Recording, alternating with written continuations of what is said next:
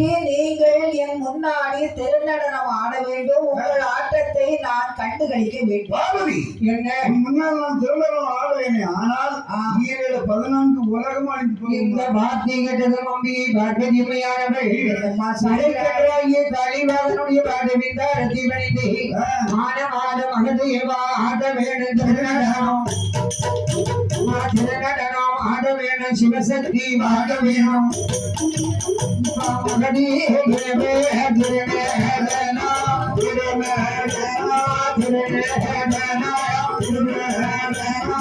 ஆதி சக்தி பாட வேணும்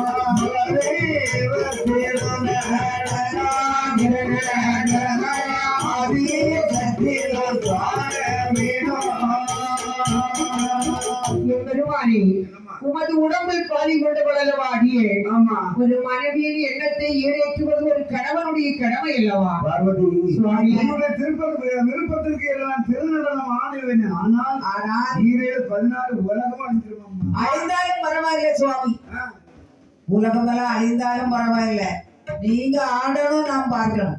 அப்படியா? ஆமா பார்வதி, உன் வார்த்தைக்கு நான் கையிலே திருநடனம் ஆடினே. ஆனால் சரி, மானாட மதியாட மங்கை சிவகாமி மகாதேவ நடனத்தை நீ பார்த்து ரசித்துக் கொண்டிருக்க சரி, அந்த கடாச்சரங்கள் 54,000 கோடி ஜீவ ஜந்துகள் குன்றுமலை குமடுகள் எல்லாம் அழிந்துவிடும் என்று சொன்னார் என் பகவான். பார்வதி பிடிவாதமாக நின்று விட்டார். ஐயா, வாதத்திற்கு மருந்திருக்கு, பிடிவாதத்துக்கு மருந்திருக்க கிடையாது இல்ல. ஆமா, உறங்குறவங்களை எழுப்பிடலாம். நம்ம உறங்குறவங்க மனுஷன் புரட்டப்பட்டு ஒரு மாதிரி உறங்குவான். வெள்ளம் வரட்டும். ஐயா, ஆமா, கால் விட்டு இப்படி ஆடும். ஐயா, ஆமா, அதுக்கு அது ஒரு இறைவா, இந்த உலகம் அழிந்தாலும் பரவாயில்லை, தாங்கள் நடனம் ஆடியே தீர வேண்டும் என்றால் அம்பிகை பார்வதி. சுவாமி, இப்பொழுது நேரம் இருட்ட போகுது. ஆமா, ஆகினாலே நாளை காலையில் வந்து நடத்தி தொடங்கலாம். ஆதவம் உதயமாகும் தருணத்தில் வருவாயானால் ஆதிசிவனுடைய நடனத்தை கண்டுகளிக்கலாம். ஆமா, என்று பகவான் பார்வதிக்கு சொல்ல பார்வதியும் கையிற்குள் சென்று விட்டாள். என் பகவான் நினைக்கிறார், பார்வதியுடைய வார்த்தை கிழங்கி நடனமாடி நாம் காட்ட வேண்டும் அல்லவா என்று எண்ணம் கண்ட என் பகவான் நடனமாடுவதற்கு எப்படி வருகிறார் பாருங்கள்.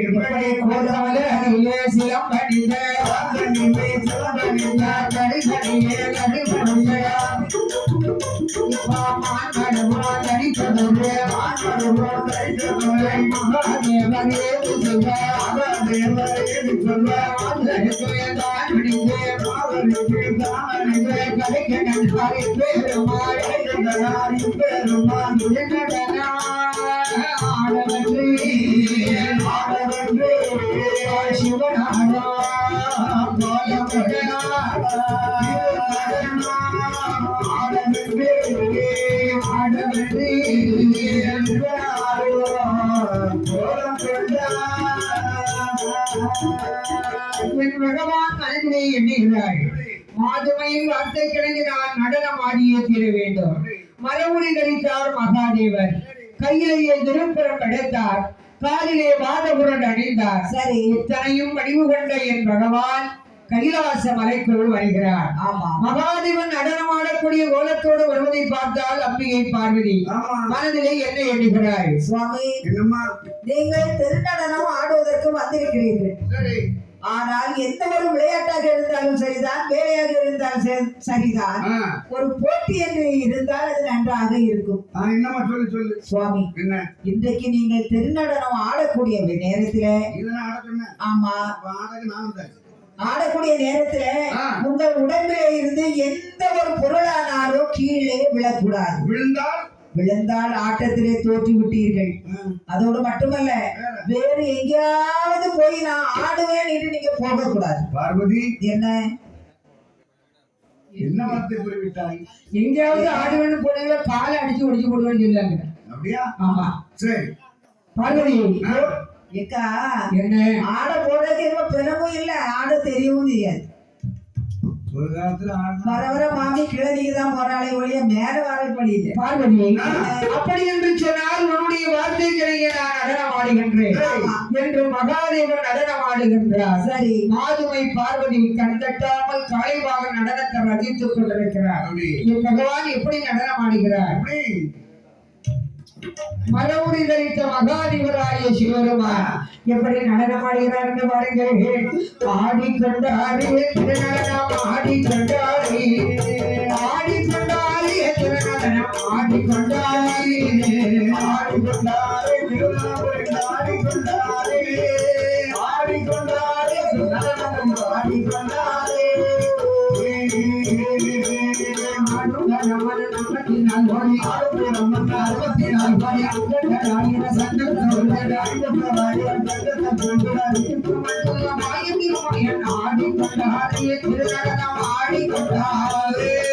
ஆடிக்கொண்டாரே திருநடனம் ஆடிக்கொண்டாரே மத்தாத சித்திரை வைகாசி ஆனி ஆடி ஆவணி புரட்டாசி என்று பகவான் ஆடினார். சரி. அதாவது மரவுரி தரித்த மகாதேவர் மாதுமையுடைய வார்த்தை கிழங்கி உலகம் அழிவதை அறிந்தும் அறியாதவர் போல் ஆடிக்கொண்டிருக்கிறார். சரி.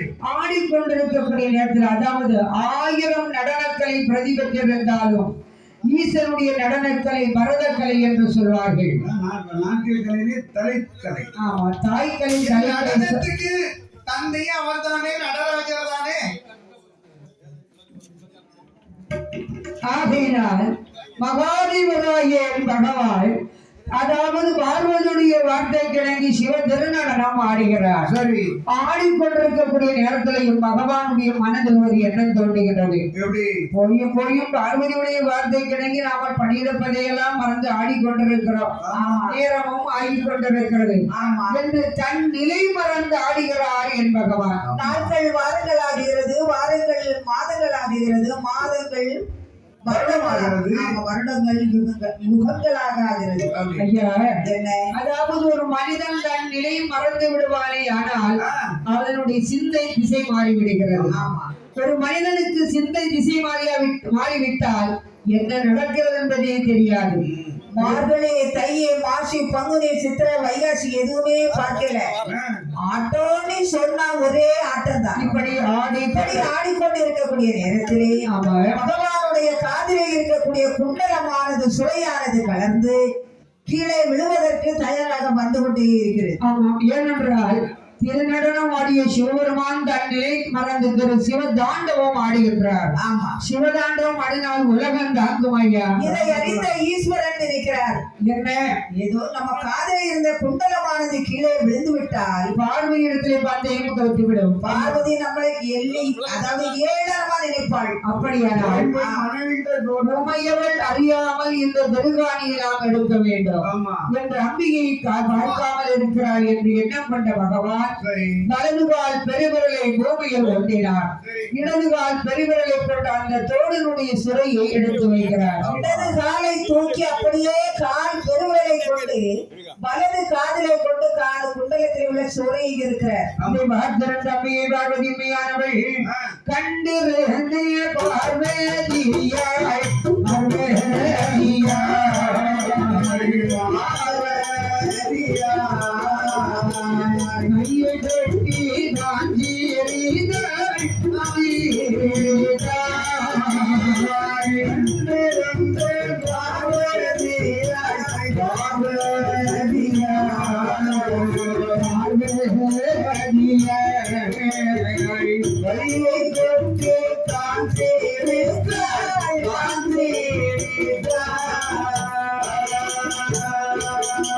பார்வதியாய்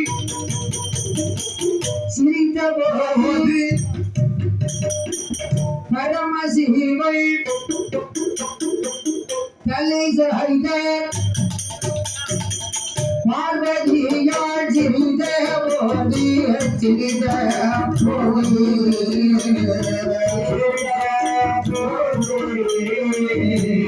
சிவனாரும் தலையாய்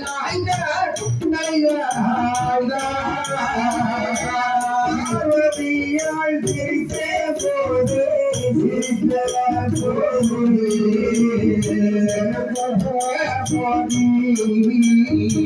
சிவனாரும்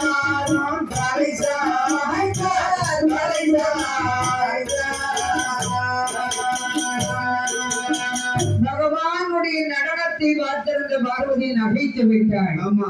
ஏனென்றால் ஒரு கால மேல ஒரு கால கீழே ஓதி நின்றார் பாருங்க. ஆமா. பகவானுடைய கோலத்தை கண்டு சாரதா தேவியானவள் கையை கொட்டி கலகல் என்றே சிரித்தார். பார்வதி கைவட்டி சிரித்ததும் சிவபெருமான் தலை சாய்ந்து பார்க்கிறார். பார்வதி எதற்காக சிரிக்கிறாள் என்று அப்படியே கீழே எட்டி பார்த்து தலை சாய்த்தார் பாருங்க. ஆமா.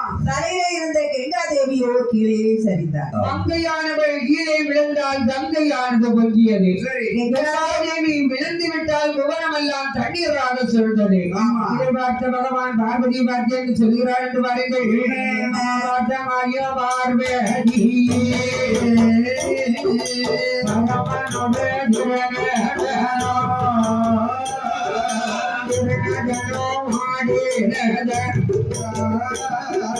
தேசமெல்லாம் அழிந்து போச்சு. அல்லறையே கழிந்து போச்சு. அல்லறையே கழிந்து போச்சு. கைலாசம் மறைந்து போச்சு. கல்லூரி கரைந்து போச்சு. கல்லூரி கரைந்து போச்சு. கைலாசம் அழிந்து போச்சு. பார்வதி சுவாமி. என்னவ படித்து எழுத்தர வாதித்தாலும் பெண் புத்தி பொன் புத்தி தான். ஆமா சுவாமி. என்ன சுவாமி என்ன பார்வதி புத்தி பின்புத்தி என்று ஏளனமாக சொல்கிறீர்களே சுவாமி. இந்த பாருங்கள் சுவாமி, நீங்கள் திருநடனமும் ஆட சொன்னதும் இப்படியா சுவாமி நீங்கள் ஆடுவீங்க? பார்வதி என்ன சிவபெருமா அப்படி இருமயமா இருக்கிறாரு ஐயா. பார்வதி என்ன அதாவது உன்னுடைய வார்த்தை கிழங்கி நான் நடனமாடினதினால் தானே இந்த புவனம் எல்லாம் அழிந்திருக்கிறது. ஆமா. கல்லூரி கலைந்திருக்கிறது. கைலாச மலையின் தண்ணீருக்குள் மறைந்திருக்கிறது. பார்வதி ஈரேழு உலகமே அழிந்து விட்டது வெள்ளத்துல. ஆகினால என்ன செய்யறது? நிலைமையை பத்தியா என்ன ஆடுங்கன்னு நீ சொன்ன, நானும் பேச்சு கேட்டு ஆடுறேன். சரி, நிலைமையை பத்தியாம கைலாசம் அழிஞ்சு போச்சு சுவாமி. அப்படி என்றால் அழிந்த உலகத்திலே நாம் இருவரும் அமர்வதற்கு ஒரு தலம் உண்டு பண்ண வேண்டும். அவ்வளவுதானே என்று எண்ணம் கொண்ட ஆதிசக்தியாகி அம்பிகை பார்வதி மாயவன் மதுசூதனன் அனந்த பத்மநாபன் ஆழிவனன் ஆயர்குலத்து கண்ணன். சரி. கண்ணனுடைய தங்கை உமா மகேஸ்வரி ஆகிய பார்வதி அன்பு பரிசாக மாயவன் கண்ணன் ஒரு கணையாளி தங்கை பார்வதிக்கு கைவிரலிலே அணிந்திருந்தார். அந்த மோதிரத்தை கலட்டி அப்படி நீர்நிலையிலே விட்டு எறிந்தாள். தாயாகிய பார்வதி அம்மையானவள் தரணி அளந்தோன் கொடுத்த சொண்டு விரலில் அணிந்த கணையாளியர்களின் தீர்ப்பரப்பிலே போன 1000 இதழ்கள் உள்ள தாமரையாக மலர்ந்தது. பாதாளத்தை பார்த்து வேறொன்றியது பாதாளம் பூமியை நோடி. இப்படி 1000 இலைகளோடு மலர்ந்ததினால் சிவனும் பார்வதியும் தாமரையிலே அமர்ந்து கொண்டார்கள். பகவான் பார்வதியை பார்த்து சொல்றாரு, பார்வதி அழிந்து விட்டது உலகம், அண்ட புவனங்கள் எல்லாம் மானிட ஜந்துக்களும் அழிந்து விட்டார்கள். நாம கைலாச மலையும் அழிந்திருக்கிறது. அப்படின்னா அழிந்து மலியாத பொருளை நாம் இனி பார்க்க வேண்டும்.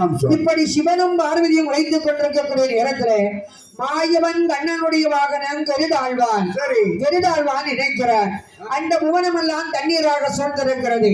அப்படியானால் நமது தந்தையாகிய சிவபெருமானை பார்த்து வர வேண்டும் என்று சொல்லி செந்தலைவாள் கருடாழ்வான் சிவபெருமானை பார்க்க வேண்டும் என்று பறந்து சென்று கருடாழ்வான் கைலாச மலைவாரான் கைலாச மலைதனையும் காணாமல் கருடாழ்வான்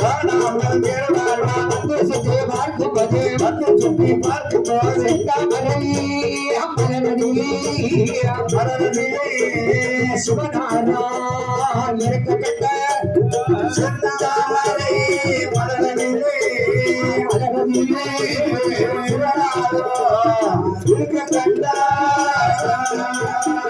சிவபெருமான்